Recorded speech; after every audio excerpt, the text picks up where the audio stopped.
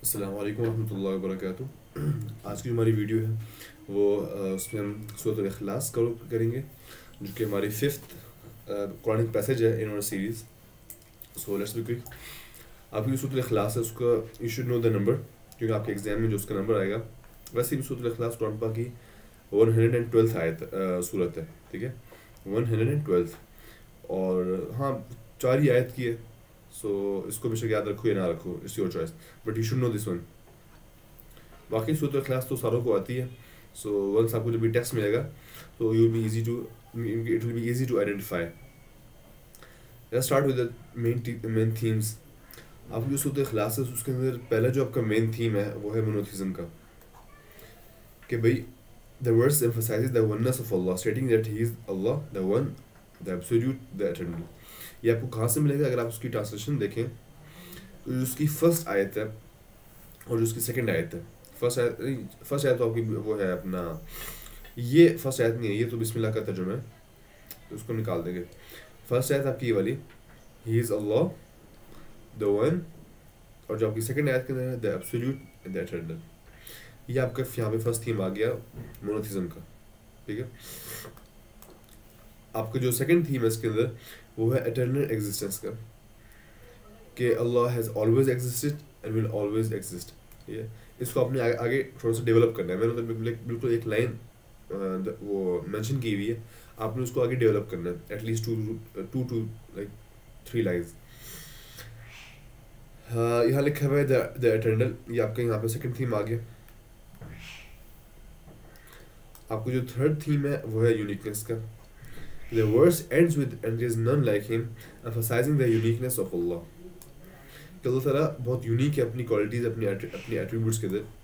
ये आपके पास उसका थर्ड थीम आ गया। आपको जो फोर्थ थीम है absence of progeny, asserting that Allah does not have children nor was he born from anyone। ये आपकी थर्ड आयत से आ जाता है, ये वाली आयत, he does not beget nor is he begotten। ये आपकी फोर्थ थीम यहाँ से आ गई। तो सूरत इखलास के अंदर जो आपके मेजर आइडियाज़ हैं जो कि उन्होंने एक्सप्लोर किए, मेजर थीम्स हैं, वो आपके ये फोर्थ थीम्स हैं। इन फोर्थ थीम को लेकर आपने फिर आगे अपना ए पार्ट के अंदर आपने इसको ज़रूर मेंशन करना है।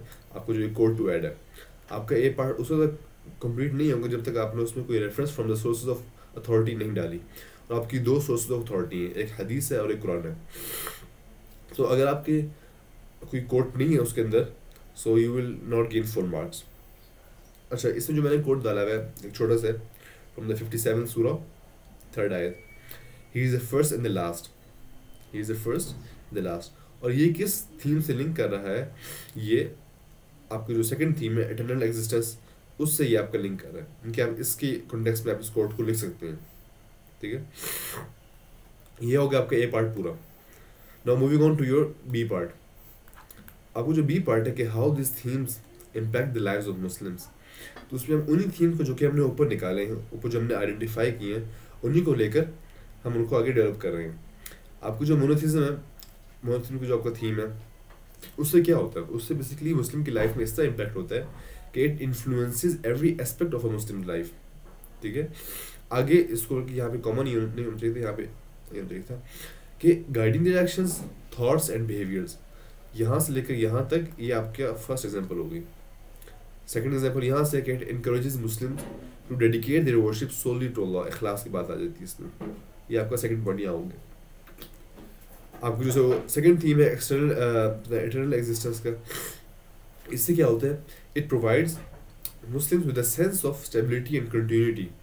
First theme reassures them that despite the changes and uncertainties of life, Allah remains constant। ये आपका सेकंड थीम आ गया कि भाई ऊंच नीच तो आपकी ज़िंदगी के अंदर आएंगे, but you have to cope with them and you have to believe in Allah, सब्र करना, शुक्र करना। आपका जो थर्ड थीम है यूनिकनेस का, इसमें क्या है? अल्लाह reinforces the idea, हाँ, the uniqueness of Allah reinforces the idea that there is no other being worthy of worship।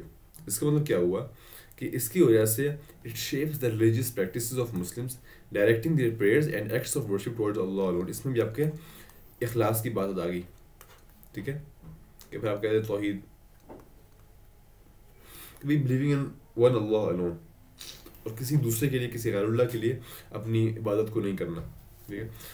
तो आपका इसको आप फर्दर डेवलप कर सकते हैं, जिस तरह मैंने आपको वीडियोस के अंदर बताया था कि आपने बी पार्ट के अंदर आपने जो ऊपर थीम्स आइडेंटिफाई किए हैं उनमें से सारों को आपने टच करना है और सिर्फ 2 को आपने डिटेल लेकर जाना है, ठीक है। तो आप सारों को टच कर लें और 2 को चूज़ कर लें जिनको आपने हल्का सा डिटेल करना है। आपको जो फोर्थ थीम है एब्सेंस ऑफ प्रोगनी, इससे क्या होता है, it highlights how Allah is beyond our understanding which affects how Muslims think about and connect with the creator. इसमें एक और बात हो सकती है कि इसकी वजह से वो शिर्क से बचे रहते हैं, ठीक है। इसमें दूसरी बात आपकी हो सकती है तौहीद की, ठीक है। आपकी इससे तीसरी बात आपकी हो एग्जाम्पल हो सकती है इखलास की, और doing good acts solely for अल्लाह।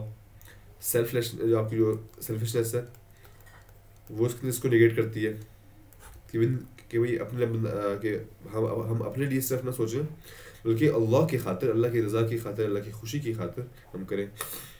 तो उसमें डिफरेंट आइडियाज़ हैं, अगर आप वंस उसको लेकर एक्सप्लोर करें, उसको हल्का सा डिटेल करें तो आपके पास आइडियाज़ खुद ही आते रहेंगे। सो दिस इज फॉर सूरत अल-इखलास। इंशाल्लाह जो हमारी नेक्स्ट वीडियो होगी वो सूरत अल-फातिहा की होगी। So stay tuned and do hit the comments if you have any queries. जज़ाकुमुल्लाह खैर। अस्सलामु अलैकुम व रहमतुल्लाह।